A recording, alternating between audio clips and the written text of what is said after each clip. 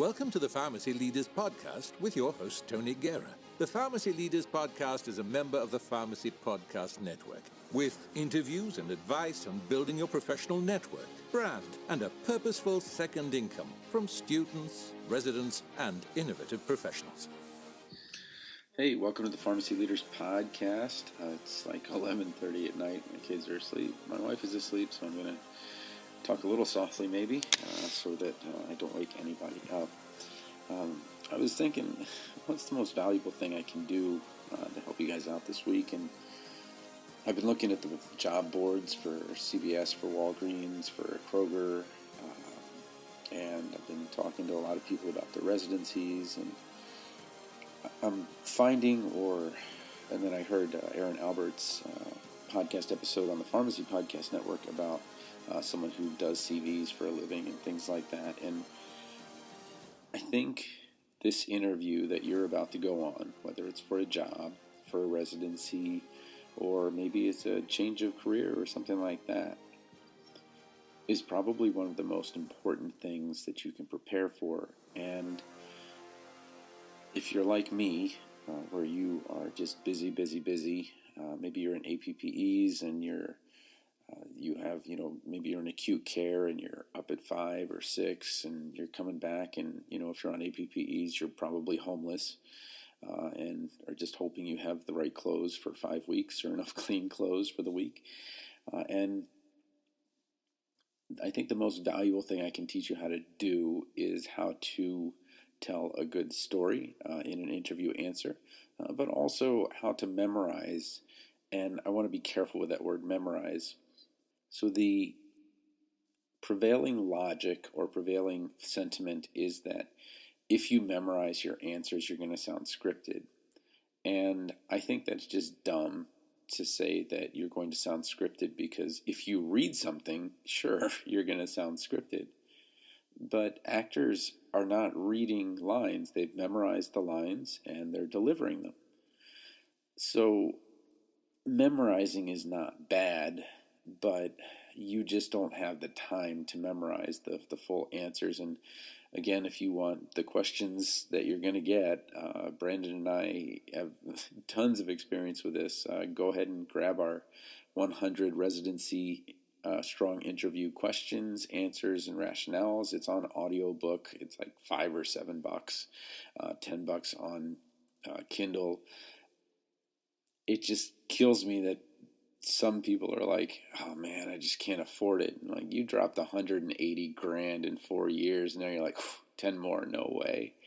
I do have a funny, well, it's not a funny story, but I felt bad for this guy. He was a roommate in college, and he's like, I can't get anything out of the ATM. I was like, why not? He's like, oh, it's got a $10 minimum. Like, you have to get a $10 bill or higher. So he had less than $10 in there, and I ended up buying him lunch or dinner or whatever it was. But let's make sure that that's not you, okay? So the first thing we want to talk about is story. I'm taking a class in film. I know many of you are thinking, well, do I need a master's degree, a certificate, and things like that? And here I am like, oh, cool, a class on film adaptation where there was an original book, or in this case, a poem, Tennyson's poem. And I think it's Enoch Arden. I think that's what it's called. And then it was made into a movie in 1911. And even in something that didn't have sound and just a few words and slides, there was a lot of emotion in it because the story made sense. And that's the most important thing about your answers, is that they make sense as a story. And what I'm about to talk about, the canon of the story, and you might hear it as rising action, falling action. There's different ways to say it, but I'm going to use the major 4 of the canon. When you're telling a story and you're preparing your interview answers, the very first thing you need to do is prepare the exposition. Okay? And this is definitely a show, don't tell part of it. You don't want to tell them about your experience. You want to show them through examples and through some of the things that you've done and people that you've interacted with. So it's exposition. Your exposition is showing. So you're going to show them the beginning of the story. The second thing is to make sure that there's a complication in there. Okay, someone says, I got straight A's, and then I went and became a doctor, and then I became a cardiologist, and my kids are great, and my life is amazing. That's a boring story. I mean, good for you and all that, but it's boring. They want to know that you're human and that there are complications. So there should be a complication in your story. Okay, well, what happened? And then this Enoch Arden, for example, he ran out of money. And so you've got three friends. There was two guys and a girl. And he runs out of money. And so he has to go off to, I think it was China or something like that, on a ship. And then leave his wife at home with the three kids. And he would go on this trip and then make a lot of money. And then, they'd be fine. But the complication is that he got shipwrecked. And while he was gone, his friend from when he was younger, who didn't get to marry this girl, then starts taking care of the kids and eventually marries her. And then he comes back from the shipwreck and so forth. So that was the complication. He ran out of money. So what they want to hear in your story is, what's the complication? Okay, so you've had this experience. So let's say in your rotation that you met a patient that was really tough to deal with, or whether it was their personality or their condition. And what was the complication? Okay, so you're going to describe that. So you first describe the scene, then you describe the complication.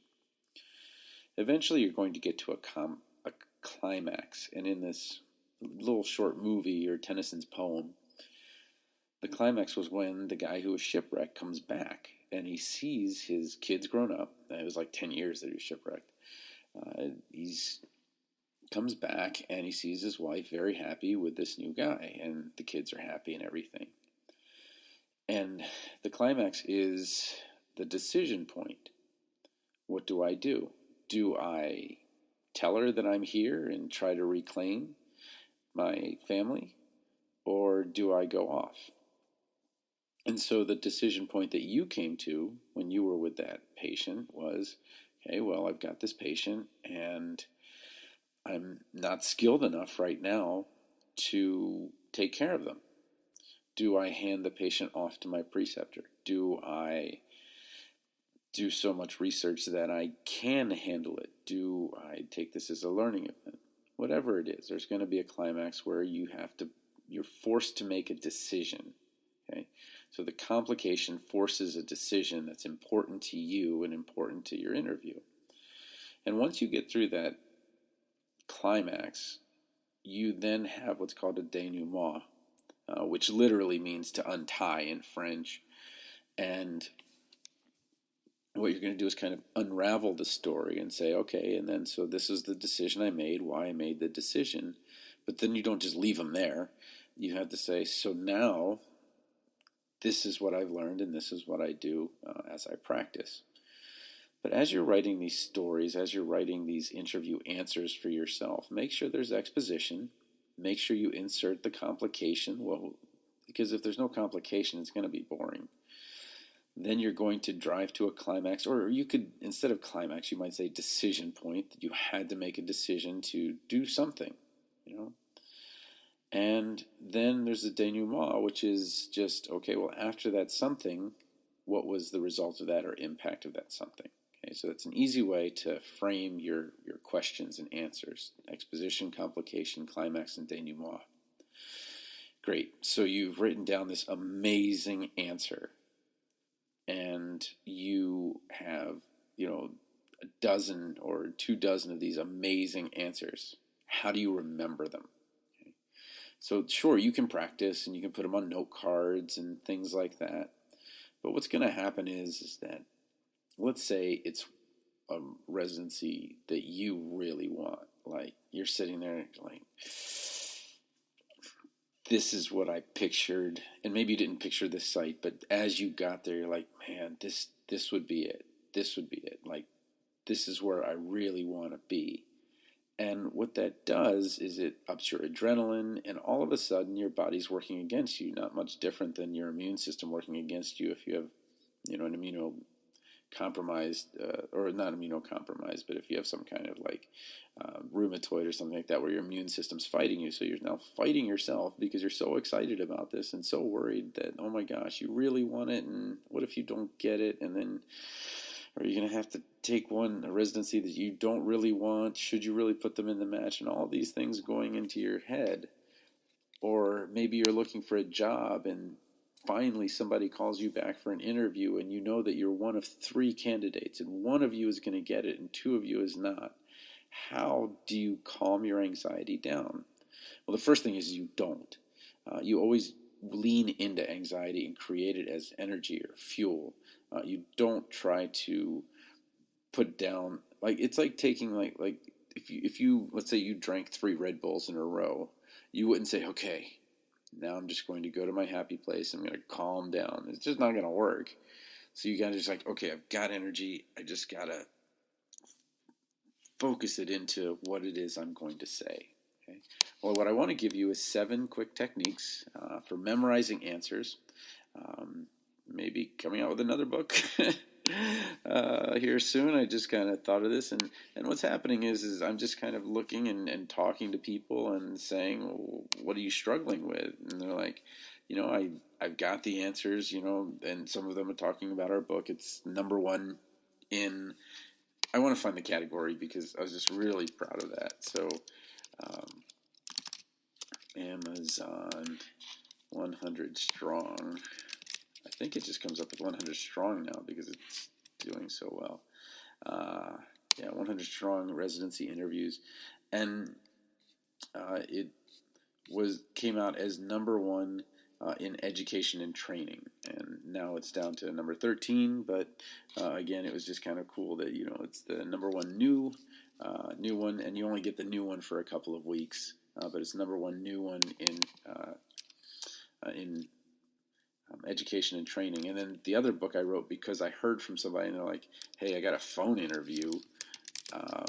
That one actually is now like a top book. And I was pretty excited. So that's called Phone Interview Survival, Job Interview Questions and Answers for Introverts and Extroverts. And that was the new one that came out, and that was #1 in interviewing, or #1 new one in interviewing. So that was just kind of cool. And that lasted for a little while. So back to this kind of thing of how do you memorize these questions and answers. I'm going to give you the same question 7 times, and then I'm going to give you 7 different techniques. Okay, so it's the question, the first question that you'll get, which is, can you tell me about yourself? And there'll be variations of this, of course. But the first is chronological. Okay, so you can make the decision to talk from your P1 year through your P4 year, or maybe you'll talk about how you went on rotations from fall to spring, and in some ways that might be appropriate. In some ways it very much won't be appropriate. So talking about the APPEs that were randomly generated or in this kind of random order, that's not going to make a lot of sense. But where it will make a lot of sense if you're telling about yourself in something that makes sense time-wise. So I'll give you an example. You're at the interview and they ask you, can you tell me a little bit about yourself and how you chose that pharmacy school or something like that. So you would talk a little bit about your junior year in high school, your senior year in high school, and then how, that first day on campus was. Okay, so very chronological way of doing it. And so you're not memorizing every word of your answer, but what you are doing is memorizing the order in which you're going to speak it. Okay. Second way to do it is curricularly. So if they want to know about your classes, you would talk about chemistry, then pharmacology, then pharmacotherapy. So first you learn the basics of chemistry, then you learn to apply the chemistry and pharmacology, and then you apply pharmacologic principles as it relates to pharmacotherapy and treating patients.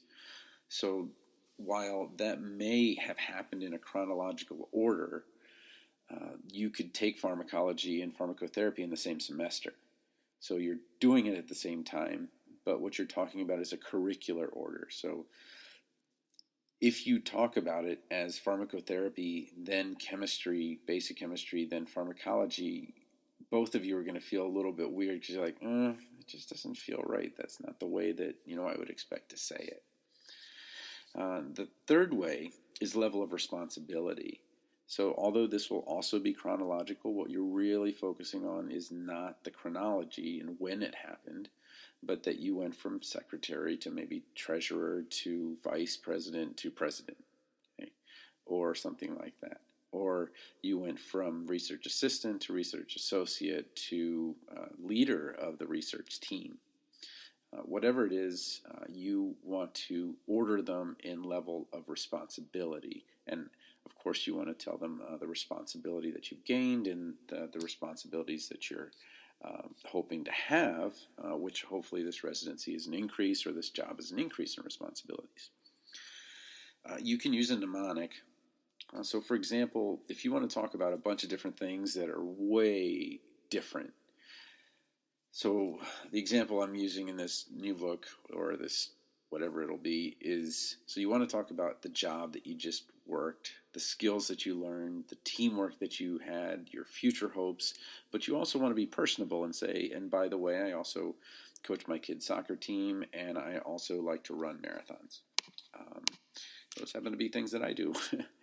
And so you end up with these letters of J for job, S for skills, T for teamwork, F for future, S for soccer, and R for run. You're like, okay, so your brain is going to get in the way here because you've got the law of primacy, which means that you'll remember the things that you learned first. So you would remember like job and skills, maybe those two in the list.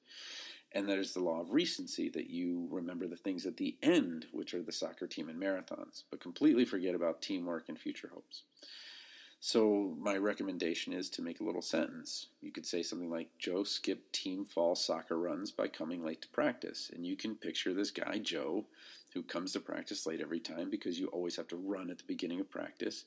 And he just skipped them because he always, came late. Sorry, I'm late, coach. But he's trying to skip the run.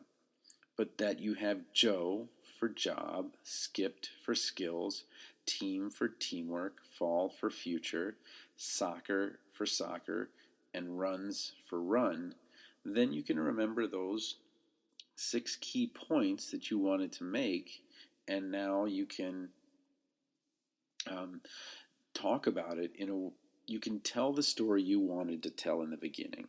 Okay, so the worst thing is to come, have an answer prepared, and then tell a fraction of the answer and not in the order that you originally planned. So if you have the law of recency and primacy, you might start talking about soccer team, then your runs, then your job, then your skills, and forget about the other stuff. So tell the story you want to tell. Do it by creating a mnemonic that uses the first letter. In my human-computer interaction or cognitive psychology classes, that's where I learned that if you have the first letter, you'll definitely remember it better. You can do it spatially. So many of you have traveled to different states, or your APPEs are taking you to different states, or maybe your jobs and your family have taken you to different states.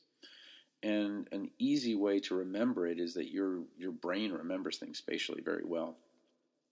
So I could say, in Maryland, when I was first in pharmacy school, and then I could go to Arizona where I got my first job, and then go back to Maryland, and then I could go to Iowa.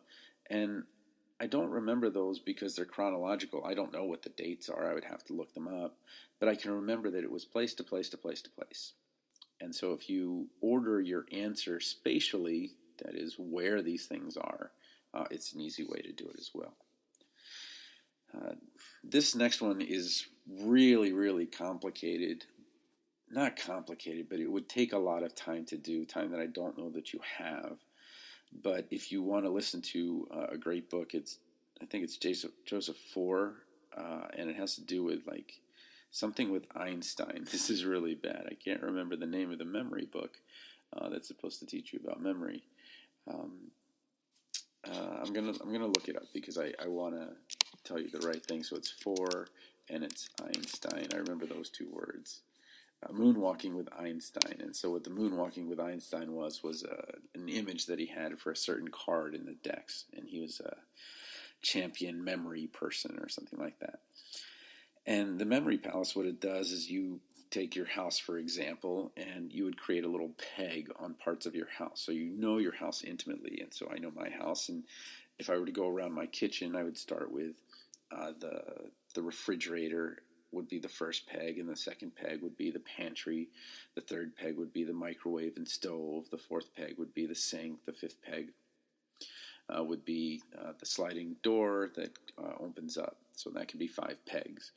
And I would tell the story in order from, I would attach something to the refrigerator in the beginning of the story, and then I would attach something to the cupboard or the pantry and so forth, all the way around. And I actually did this. I used the memory palace, a very tiny memory palace, when I presented in a competition. I'd first started a PhD. I didn't end up doing it. I got a master's. But I won a thesis competition without ever having a thesis, because this was the research that I wanted to do, and I attached them to pegs in a beach house that we had when I was growing up. And my most important points were attached to the refrigerator, the TV, the balcony, and all these things. And so you can use the memory palace. But if you're going to use the memory palace, I recommend that you can use it for hundreds of thousands of things if you really create a huge memory palace. But I would recommend of maybe using a smaller memory palace of 5 to 10 different things. And then number 7, something you may or may not know is that some people say I'm a visual learner, and I do really well visually. Well, sometimes they're not necessarily a visual learner, but what they are is when you try to remember something visually, it actually takes less energy or less glucose than if you try to remember like letters or words or something like that. So you can literally take your answer and create answers in pictures.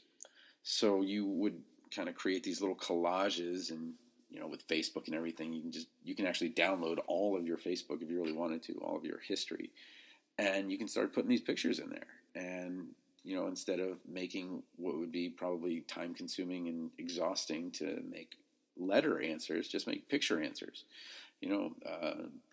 And of course you would have to have the pictures. Not everybody takes pictures of themselves as they're going through these rotations. But those photos can serve as well as a way to remember it. So that's 7 ways to memorize your answers. And again, you're not memorizing them word for word as an actor, but what you're doing is you're ordering it either 1, chronologically, 2, through the curriculum or curricularly, level of responsibility, beginner to intermediate to maybe expert. With a mnemonic, mine, little silly one, Joe skipped team fall soccer runs by coming late to practice. Number 5 was spatially, so thinking about the place that you were, creating a memory palace, maybe a small one just within your kitchen, and then making pictures, making collages. Maybe you're exhausted at the end of the day and you just don't want to write a single thing or read another thing. Well, then just start cutting out pictures or start putting pictures. I will tell you, it's a lot easier to put pictures and manipulate them in PowerPoint than it is to manipulate them in Word.